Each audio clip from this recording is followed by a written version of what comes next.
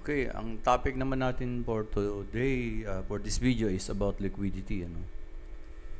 So liquidity, liquidity is in ICT trading refers to an areas on a chart where there are a lot of pending buy orders or sell orders, usually above swing high or below swing low, or that can be in the form of equal low or equal high.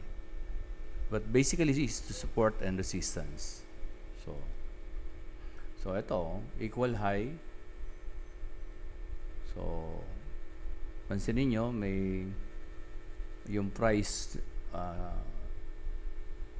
nagkaroon ng liquidity sweep dyan. Ayun yung swing high. So there is a liquidity sweep. Ayan. And this is the previous week high. This is now the previous week high. Ito naman yung previous week low. And from here, ayun yung impulse niya. Ayan. So another liquidity area ito. At dito sa discount area na to. And this is also the previous day low. Ayan, sabi nga, yung mga liquidity raw usually above swing high.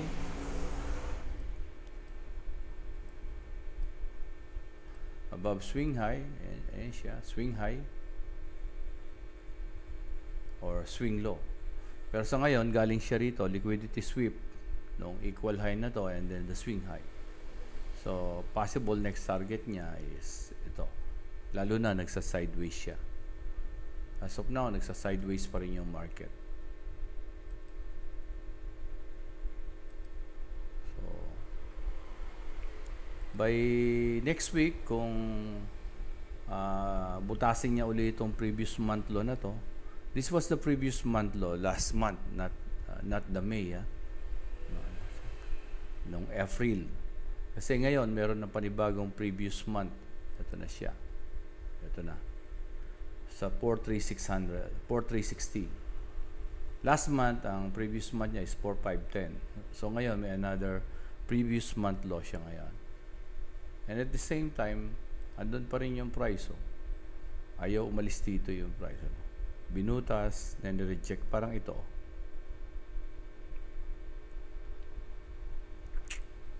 So, pwedeng lumalabas ito isang malaking liquidity sweep on a monthly basis. Yan. Pansinin nyo, di ba? 1, 2, 3. So, equal low yan on a monthly time frame. Equal low. So, one liquidity sweep. And ito, another liquidity sweep. But kung bababa tayo ng lower time frame, nagpo-pull back siya at the moment ngayon. Ayun, nagpo-pull back ito. Yung buntot ng daily na yan. Ayun. Sa 1 hour, yun, nagpo-pull back siya. So, possible, ito, liquidity sweep niya rin to. Itong fair value gap na to. And kung magtuloy yan, most likely, pwedeng butasin niya rin to hanggang dito sa 1 hour order block na to. So, maaaring targeting niya yan. Kaya lang, hindi naman yan didiretso ng diretso. Kaya, sa gold talagang in and out. So, pag ito nakarating hanggang dito sa previous day high na to, from this price to this price, baka nga mag-pull back pa to Mag-pull back. Pwedeng mag-pull back pa yan bago ganyan. Or pwede naman dumiretso na siya. Ayan, tapos ganyan. Pwedeng ganyan.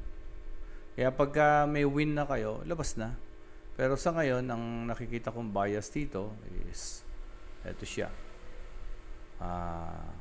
Kung titingnan natin Kilson, sabi niya, this is the 12 o'clock. If the price after the 12 o'clock open is below, ngayon below siya, bias natin is bearish.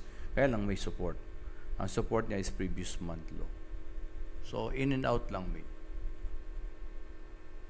I hope na makatulong yung video na to, and please like and share, and sana mag-comment din kayo para naman kahit papano yung ating video ay kumalat.